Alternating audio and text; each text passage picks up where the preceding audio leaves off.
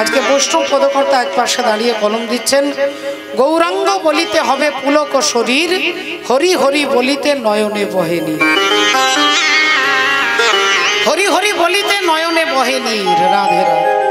হর কবে নিতাই চাঁদ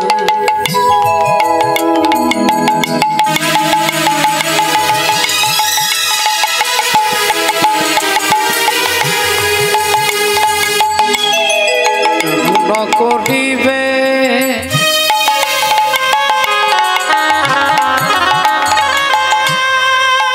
করুণা করিবে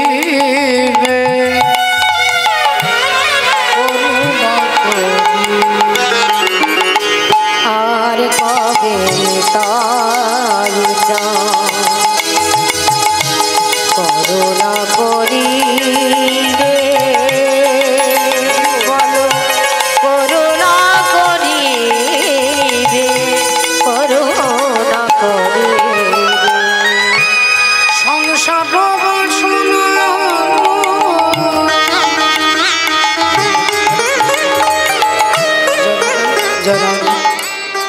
জরা সংসার বাসনা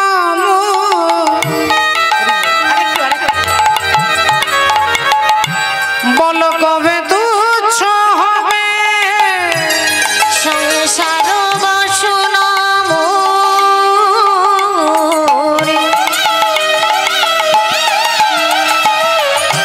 কবে তুচ্ছ হবে হবে হরি বলে কেঁদে বেড়াবা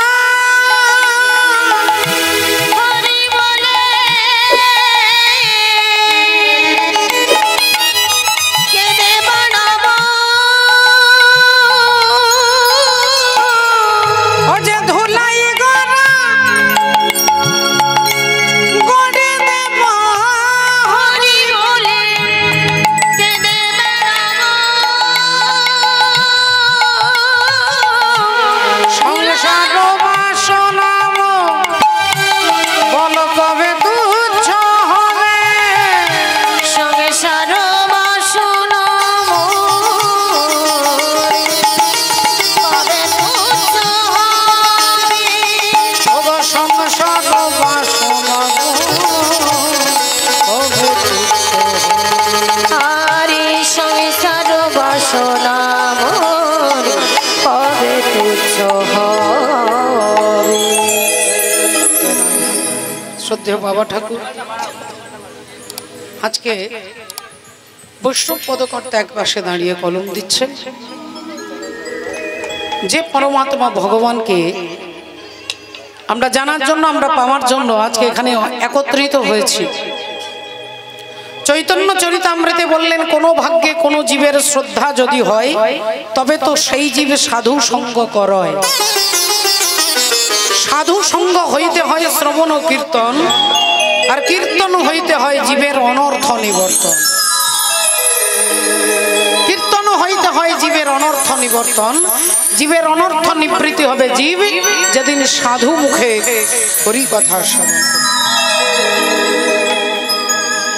তাহলে যে পরমাত্মা ভগবান আমার মতো দুরাচারী, পাপাচারী, অত্যাচারী, কামাচারী এই কলির জীবকে করুণা করতে তিনি আজ থেকে 540 বছর পূর্বে শ্রীধাম নবদ্বীপের মাঝে গৌর সুন্দর স্বয়ং গোরা চাঁদ গঙ্গা মেখলা শোভিত নবদ্বীপ ধামে তিনি কৃপা করে নেমে আসছেন শুধুমাত্র আমার মতো দুরাচারী, পাপাচারী, অত্যাচারী জীবকে করুণা করবার জন্য। ভগবান কুরুক্ষেত্রের মাঠে দাঁড়িয়ে বললেন, পরিত্রাণায় সাধুনামে বিনাশায় চ দুষ্কৃতম ধর্ম সংস্থাপনার্থায় সম্ভবামি যুগে।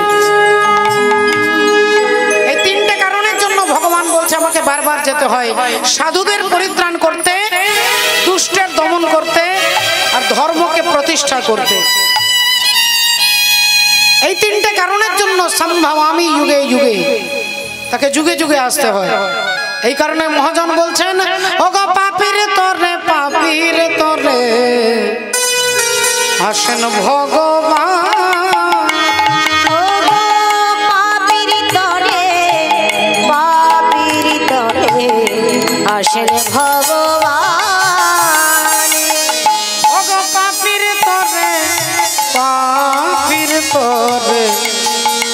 ভগবান। ও গো পাপির তরে আসেন ভগবান, পাপির তরে আসেন ভগবান। ওরে এই ব্রহ্মাণ্ডে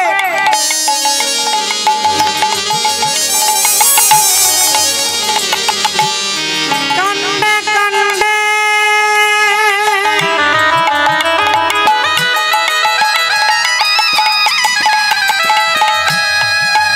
আর এই ব্রহ্মাণ্ডে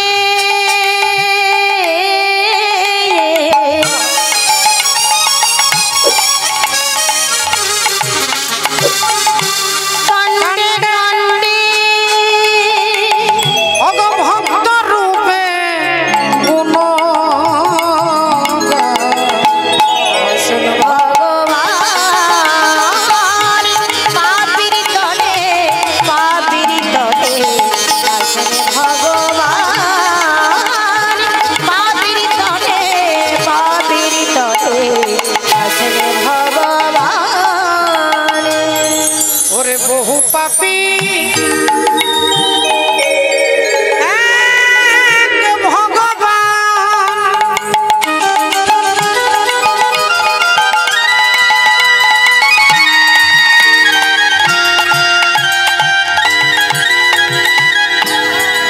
আর যুগে যুগে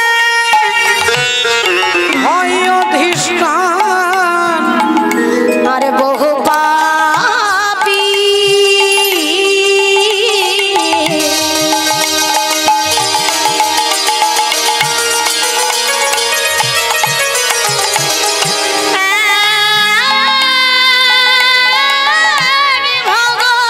ভগবান, হরি যুগে যুগে হয় অধিষ্ঠান। দেখো ত্রেতাতে রাম আর দাপরে শ্যাম হরি ত্রেতাতে রামে, দাপরে শ্যাম, কলিতে গৌরাঙ্গ হই ভগবান। আহা পাপির তরে আসেন ভগবান, পাপির তরে আসেন ভগবান, পাপির তরে আসেন ভগবান। শ্রদ্ধেয় বাবা ঠাকুর ভক্তিমতী মায়েরা, ভগবানকে পেতে গেলে পাওয়া যায় নাকি শুধু ভক্তির বলে? ভক্তি যার ভগবান তার সর্বশাস্ত্রে কয়, আর ভক্তি না থাকিলে কৃষ্ণে ভজিলেই কি হয়। অনেক কিছু জিনিস যেগুলো আমরা যুক্তি তর্কের দ্বারা প্রমাণ করতে পারবো না। আমরা তর্কের দ্বারা অনেক কিছু জিনিস আছে যেগুলো আমাদেরকে মেনে নিতে হয়। হরি বল, রাধে রাধে। আমরা যে মেনে নিই, ভগবানকে আপনি যুক্তি দিয়ে আমাকে দেখাতে পারবেন না, আর আমি আপনাকে যুক্তি দিয়ে দেখাতেও পারবো না। কিন্তু ভগবান বলে তিনি ভক্তের অন্তরের বস্তু, এটা উপলব্ধি। আর এই উপলব্ধিটা করতে গেলে আগে সাধু সঙ্গের প্রয়োজন হয়। মা হিরণ্যকশিপুর পুত্র প্রহ্লাদকে জিজ্ঞাসা করছে তোর হরি থাকে কোথায়? প্রহ্লাদ বললেন এমন একটা জায়গা বলো যেখানে হরি নেই, এমন একটা জায়গা বলো যেখানে হরি নেই। হিরণ্যকশিপুর বলছে তার মানে তোর কথার বলার বক্তব্য হচ্ছে যে তোর হরি কি সব জায়গায় থাকে? প্রহ্লাদ বললেন অনলে অনিলে চির নভনীলে ভূধর সলিলে গগনে আছে বিটপি লতায় জলদের গায়ে শচী তারকায় তপনে। তুমি যেদিকে তাকাবে আমার হরি সেখানেই আছে। হিরণ্যকশিপুরের অন্তরে আছে অহংকার, আর এই অহংকারের জন্য তিনি দেখতে পাচ্ছেন না। রেগে গিয়ে বলে উঠলেন সব জায়গায় যদি তোর হরি আছে, এই স্তম্ভটার মধ্যে তোর হরি কি আছে? এই স্তম্ভটা তো ইট আর সিমেন্ট আর বালি দিয়ে তৈরি, এই স্তম্ভের মধ্যে তোর হরি আছে? প্রহ্লাদ বলে দিলেন হ্যাঁ আছে। আর অমনি হিরণ্যকশিপুর অহংকারের গদাটা নিয়ে যেই স্তম্ভটাকে মারলেন, অমনি স্তম্ভ ভেঙে গিয়ে পরমাত্মা ভগবান হরি বেরিয়ে আসে। একটু ভালো করে ভেবে দেখুন তো মা, জ্যৈষ্ঠ মাসের প্রচন্ড রোদে আপনি দুপুর বেলায় ঘরে বসে আছেন, প্রচন্ড গরম লাগছে, দেহ থেকে ঘাম ঝরছে, ঘন ঘন ঘাম আপনি মুছে যাচ্ছেন। এই রোদের সময়, গরমের সময় একটু টক খেতে ভালো লাগে। আপনি কি করেছেন? বাটিতে একটু তেঁতুল নিয়েছেন, বাটিতে একটু তেঁতুল নিয়েছেন, তারপরে একটু নুন দিয়েছেন, দিয়ে তেঁতুলটাকে নুন দিয়ে চটকাচ্ছেন, তারপরে একটু কাঁচা লঙ্কা দিয়েছেন, কাঁচা লঙ্কা দিয়ে তেঁতুলটাকে চটকে সামান্য একটু চিনি দিয়েছেন। এবার তেঁতুলটাকে ভালো করে মেখে আপনি একটু রোদে দিয়ে তারপরে তেঁতুলটা খাবেন। সত্যি করে বলুন মা, আপনাদের সবার মুখে জল এসেছে কিনা? আমি তো কথাই বলতে পারছি না। তাহলে তেঁতুল কি আপনার কাছে আছে? বলে না। তেঁতুল আপনার হাতে আছে? বলে তাও নাই। তাহলে আপনার জিভে জল আসছে কেন? বলে তেঁতুলের নামটা শুনি। তেমনি ভক্তের কাছে ভগবান আপনারা হয়তো দেখাতে পারবেন না, কিন্তু সেই ভগবানের নামের জন্য তো আপনারা ছুটে এসেছেন। তেঁতুল আপনার চোখের সামনে নেই, তেঁতুল আপনার কাছে নেই, তেঁতুল আপনার হাতে নেই, কিন্তু তেঁতুলের নামটা বললে যেমন মুখে জল আসে, ভগবানকে আপনি হয়তো দেখতে পাচ্ছেন না, তাকে ছুঁতে পারছেন না, তাকে দেখাতে পারছেন না, কিন্তু তিনি যে আপনার অন্তরে আছে তার প্রমাণ। তোমার নামে নয়নে মোর অশ্রু ঝরে যে, তুমি আছো দয়াল হরি বড়ই প্রমাণ সেই। তোমার নামে নয়নে মোর অশ্রু ঝরে যে, তোমার নাম শুনলে যে আমার কান্না আসে, এটাই হচ্ছে সব থেকে বড় প্রমাণ যে ভগবান আছে। ও গো জ্ঞানে বিজ্ঞান আর যুক্তি প্রমাণ, আমার জ্ঞানে বিজ্ঞান আর যুক্তি প্রমাণ কোনো কিছু দরকার নেই, তুমি আছো হে দয়াল বড়ই প্রমাণ সেই।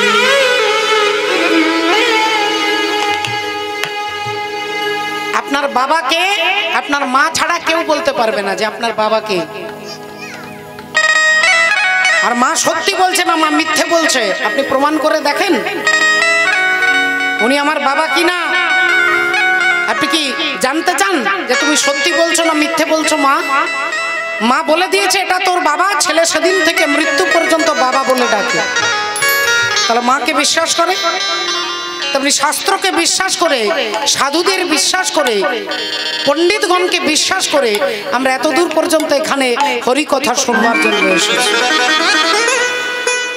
কুরুক্ষেত্রের যুদ্ধ হয়ে গেছে, পঞ্চপাণ্ডব জিতে গেছে। অর্জুনের ভগবানের রথে বসে অর্জুন নিজের বাড়ি ফিরে যাচ্ছেন। রথের উপরে বসে আছেন, একটা হাতের উপরে আরেকটা হাত দিয়ে অর্জুন মনে মনে চিন্তা করছে যে এই কুরুক্ষেত্রের পুরো যুদ্ধটা আমার জন্য জিতেছে, এত বড় যুদ্ধটা আমারই জন্য জিতেছে। আমি না থাকলে যুদ্ধে কখনো জয়লাভ করা যেত না। আমি একে মেরেছি, ওকে মেরেছি, একে হারিয়েছি, ওকে হারিয়েছি। নিজের প্রশংসা নিজেই করতে করতে যাচ্ছেন, নিজের প্রশংসা নিজেই করতে করতে যাচ্ছেন অর্জুন। আর কিছুক্ষণ পরে ভগবান রথটা দাঁড় করিয়ে বললেন, অর্জুন ওই দেখো তোমার ঘর, তুমি ঘর চলে যাও। রথ থেকে নেমে তুমি তোমার বাড়ির ভেতরে চলে যাও। অমনি অর্জুনের মনে হলো যে গাড়িটা আমার, রথটা আমার, অনার আমি, তাহলে গাড়ির ড্রাইভার তুমি, তুমি আগে রথ থেকে নামবে তারপরে আমি নামবো। আমি গাড়ির মালিক, আমি আগে নামবো কেন? আগে তুমি নামবে তারপরে আমি নামবো। তাই অর্জুন বললেন কৃষ্ণ আগে তুমি নেমে যাও তারপরে আমি নামবো। ভগবান বললেন অর্জুন আগে তুমি নামবে তারপরে আমি নামবো। অর্জুন বললেন না না না, এটা কি করে হয়, আগে তুমি নামবে তারপরে আমি নামবো। অর্জুনের ভাবটা কি না, অর্জুন ভাবছে রথটা আমার, রথটা আমার, গাড়িটা আমার, মালিক আমি, তাহলে ড্রাইভার তুমি, তুমি আগে নামবে তারপরে আমি নামবো। আর ভগবান কেন আগে নামতে বলছেন অর্জুনকে, তারও একটা কারণ আছে। ভগবান বললেন না অর্জুন আগে তুমি নেমে যাবে তারপরে আমি নামবো।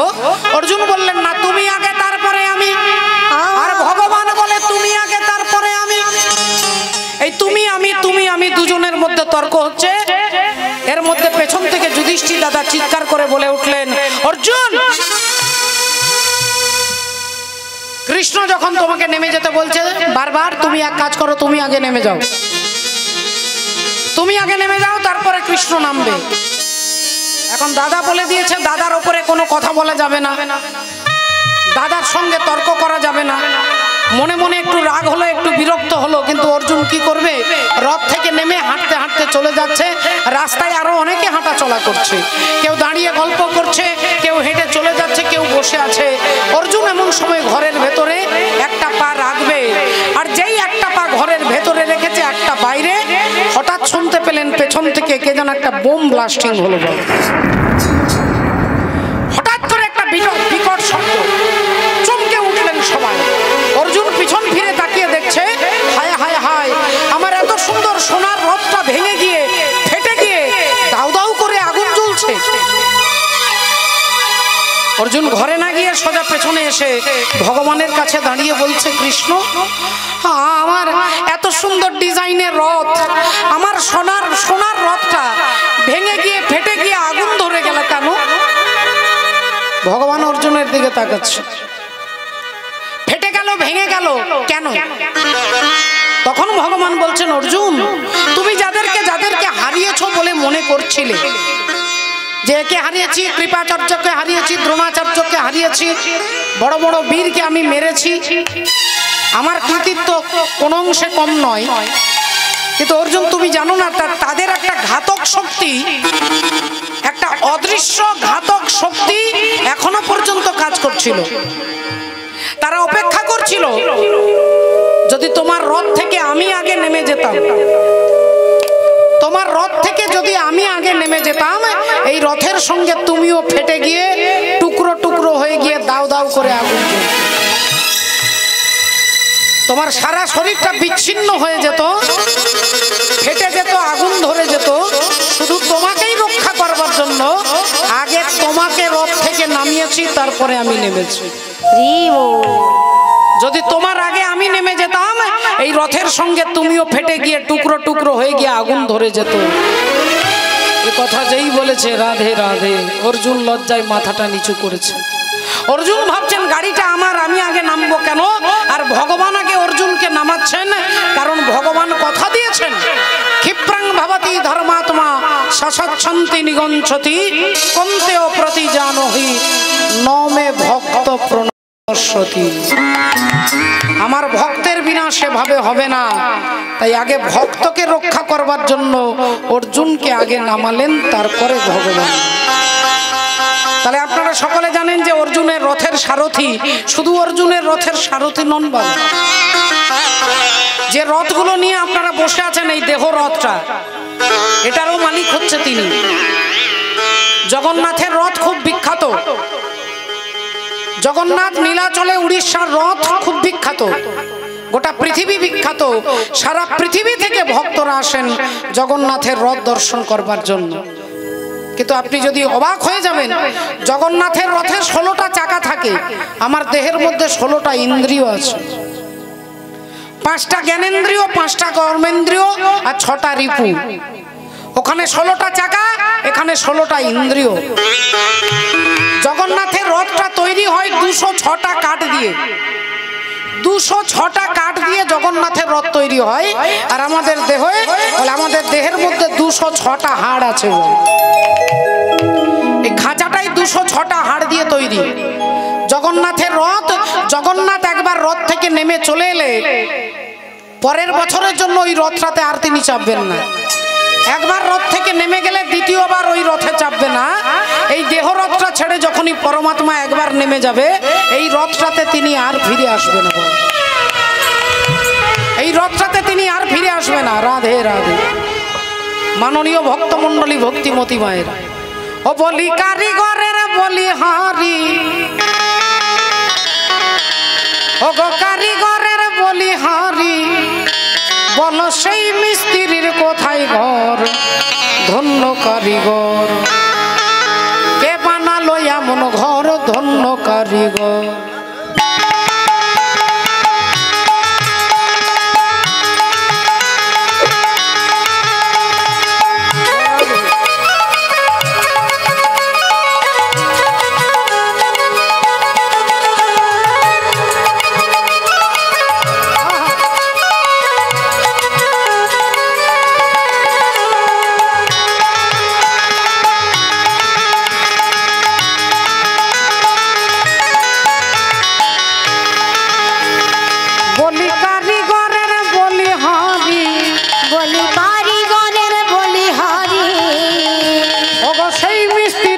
কোথায় ঘর ধন্য কারিগর ওগো কে বানালো এমন ঘর ধন্য কারিগর কে বানালো এমন ঘর ধন্য কারিগর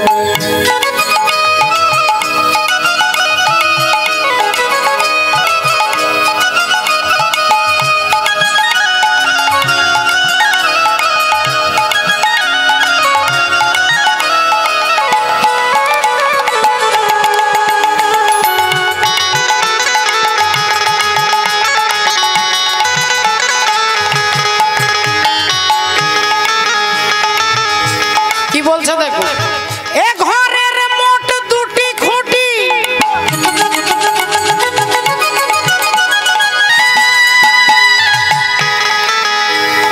বেশ পরিপাটি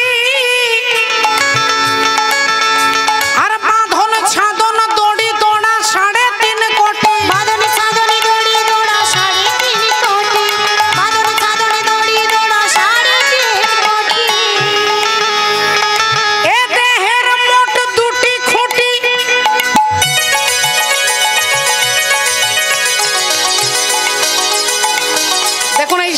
একটা স্টেজ এই যেখানে কীর্তন হচ্ছে এখানে দেখুন 4টে খুঁটি আছে আর ভগবান যে দেহটাকে এটা 14 তলা বাড়ি বাবা আমার দিকে না দেখলে বুঝতে পারবেন না এই দেখুন ভূলোক ভুবলোক জনলোক সরলোক তপলোক মহলোক সত্যলোক আর অতল বিতল সুতল তলাতল রসাতল মহতল পাতাল এই 14 তলা বাড়িটা তৈরি করেছে মাত্র 2টো খুঁটির উপরে একটা ডান পা একটা বাঁ পা 2টো পিলারের উপরে 14 তলা বাড়িটা দাঁড়িয়ে আছে এ ঘরের মোট দুটি খুঁটি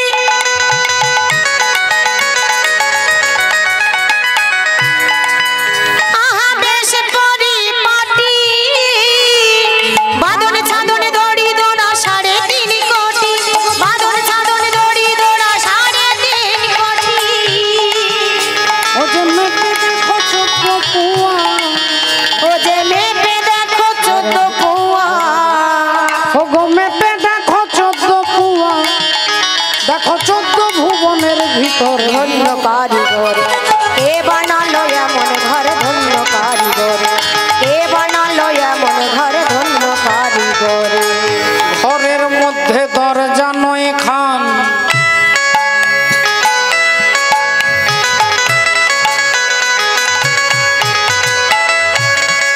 নটা দরজা আছে 2টো কান 2টো চোখ 2টো নাক মুখ পায়ু উপস্থ 9টা দরজা আর জানালা কত আছে বলে গুণে শেষ করা যাবে না আপনার শরীর থেকে যে ঘামটা বেরোচ্ছে সব জানালা থেকে বেরোচ্ছে বাবা ঘরের মধ্যে দরজা 9 খান আর অসংখ্য জানালা আছে কে করে সন্ধ্যা অসংখ্য জানালা আছে কে করে সন্ধান অসংখ্য জানালা আছে কে করে সন্ধান ওই ঘরের মধ্যে দরজা 9 খান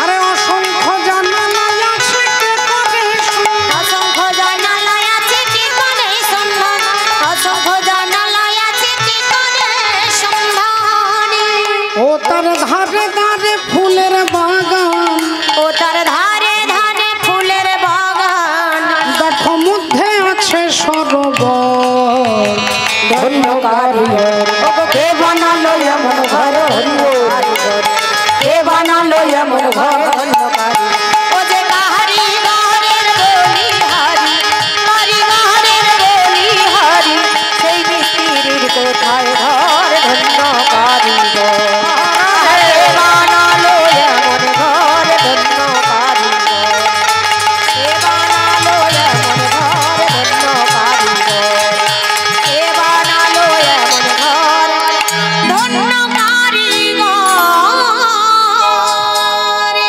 সত্যি বাবা ঠাকুর ভক্তিমতী মায়েরা এই আমাকে জানানোর জন্য আমাকে চেনানোর জন্য আমি কে এটা জানবার জন্য কে আমি কেন মরে যারে তাপত্রয় বুঝিতে না পারি প্রভু কইছে হিত এটা জানবার জন্যই সাধু সঙ্গ সাধু সঙ্গ সাধু সঙ্গ সর্বশাস্ত্রে কয় লবমাত্র সাধু সঙ্গ জীবের সর্বসিদ্ধি হয়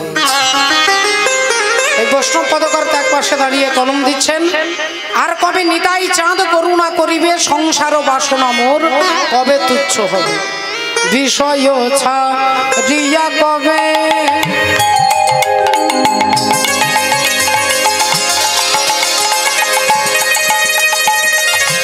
বিষয় ছাড়িয়া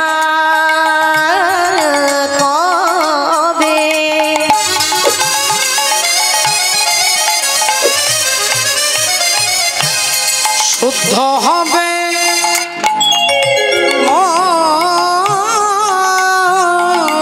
বিষয় ছাড়িয়া কবে, শুদ্ধ হবে মন। আরে কবে হব হের বসে, আরে কবে হব হের বসে, কবে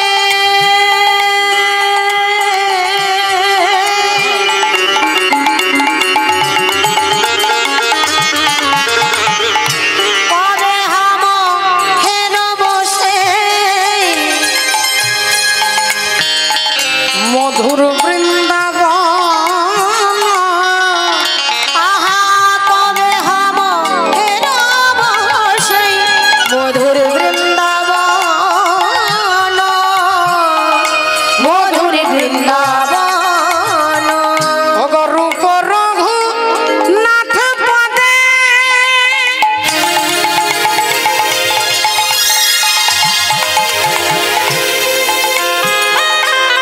হইবে আকুতি,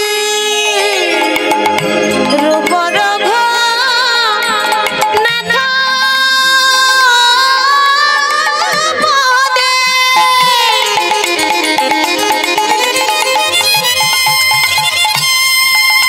আহা হইবে আকুতি।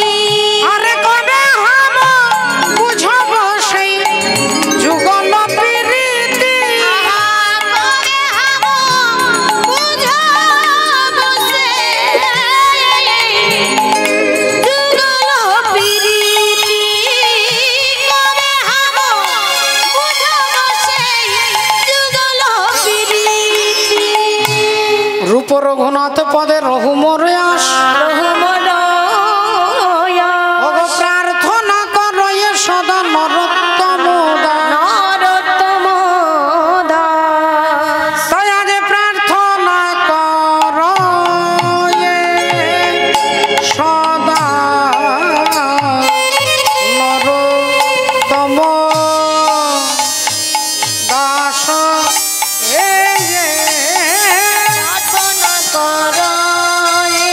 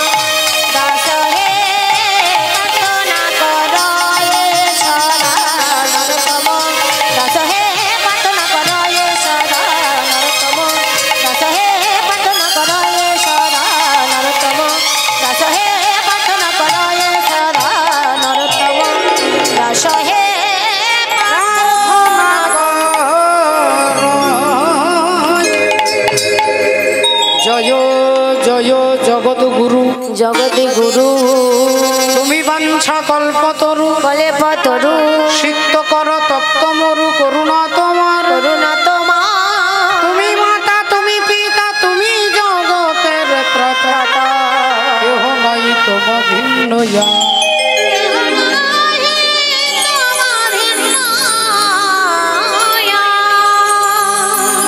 জয় নিতাই জয় রাধে। শ্রদ্ধেয় বাবা ঠাকুর ভক্তিমতী মায়েরা, কমিটির সমস্ত সদস্যবৃন্দ তারা ইচ্ছা প্রকাশ করেছেন যে জয় জগন্নাথের ইতিহাস তার তত্ত্ব তাদের শুনবার ইচ্ছে হয়েছে। তাই কমিটির সিদ্ধান্তকে মাথায় নিয়ে আজকে আমরা প্রভু জগন্নাথের কথাই শুনবো। আমরা জানবো তার তত্ত্ব ইতিহাস, আমরা জানবো কিভাবে জগন্নাথ প্রতিষ্ঠিত হলেন ভক্তের দ্বারা, তার মহিমা কথা আজকে আমরা শুনবো। জয় নিতাই, হরে কৃষ্ণ। একবার সবাই মিলে বলবো শ্রী গুরু নিতাই গৌর সীতানাথ হরি হরি বল। জগন্নাথের কথা শুনবার পূর্বে আমরা একটু ভজনের মধ্য দিয়ে ভজন রাজ্যে যাব। মীরামায়ের ভজনের মধ্য দিয়ে আমরা ভজনে প্রবেশ করব। হরি বল। সরে গা বাদানি দা বা গা রে গা মা গা রে গা গা সরে গা পা গা রে সনি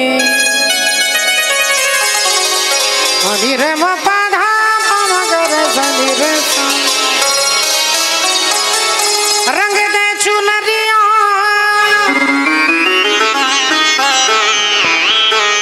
रंग दे चुनरिया रंग दे चुनरिया और रंग दे रंग दे रंग दे रंग दे रंग दे रंग दे रंग दे रंग दे और रंग दे चुनरिया।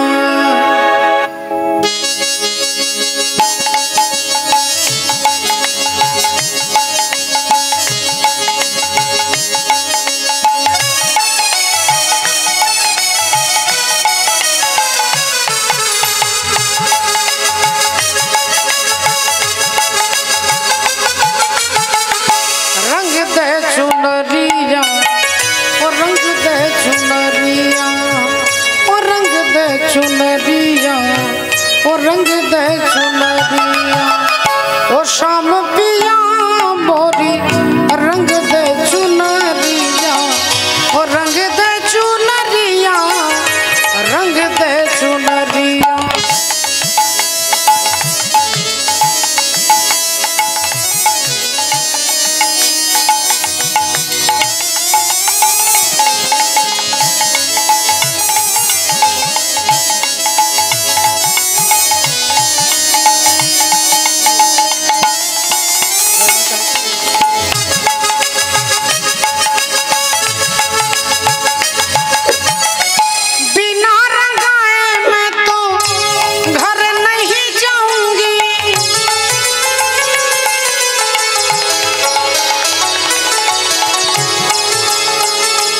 আমাকে রং না দিলে আমি বাড়ি যাব না, মীরাবাই বলছে। বিনা রঙায়ে मैं तो घर नहीं जाऊंगी हो बीत ही जाए चाहे बीत ही जाए चाहे ये सारी उम्रिया ओ शाम पिया मोरी रंग दे चुनरिया।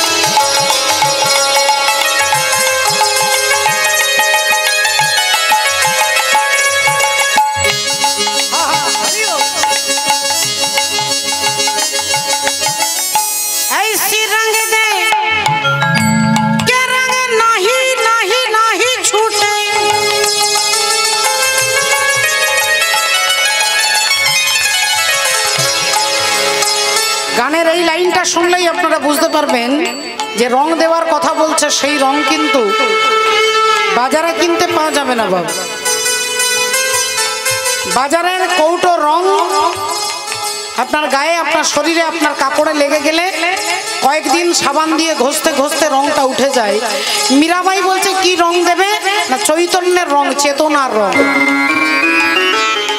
যে রংটা কোনো সাবান দিয়ে ঘষলে উঠবে না সারা জীবন, ওই রংটা কাপড়টা কাচতে কাচতে বলছে ধোপা তার আয়ু, তার পরমায়ু শেষ করে ফেললেও ওই রংটা কাপড় থেকে উঠবে না। সেই রংটা হচ্ছে চৈতন্যের রং, চেতনার রং।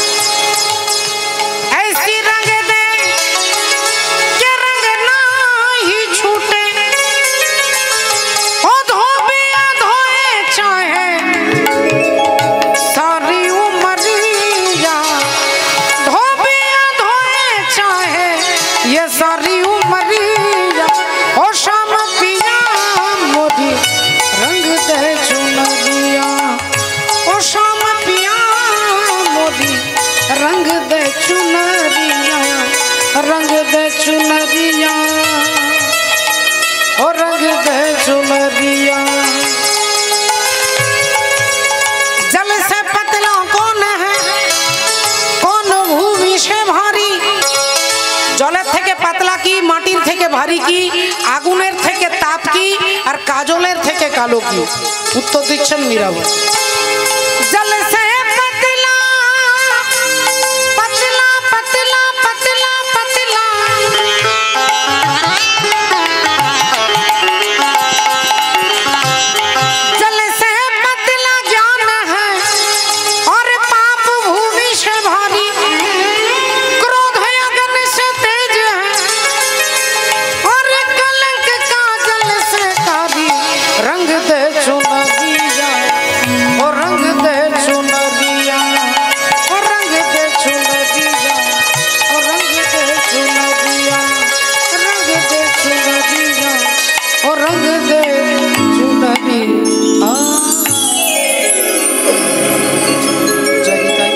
कृष्ण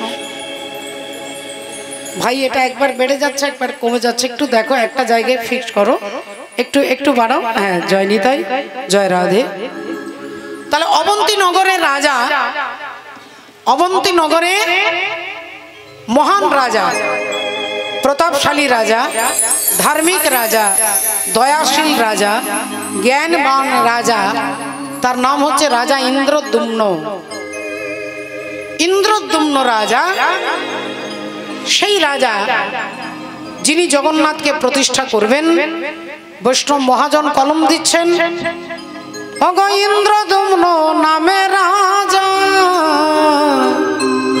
পরম মহা।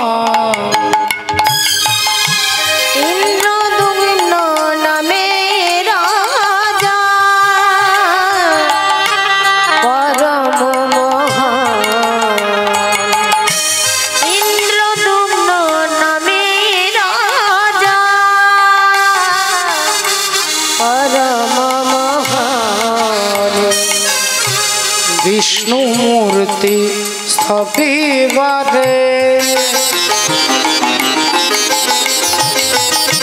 विष्णु मूर्ति स्थापिबारे, और ये चिंता इंद्रद्युम्न नामे राजा परम महान।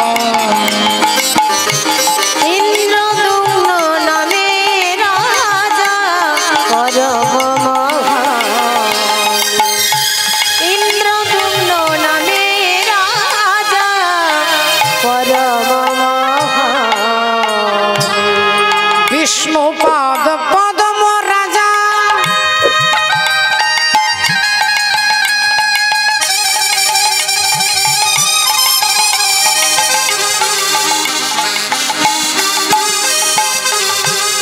विष्णुपाद पद्म राजा,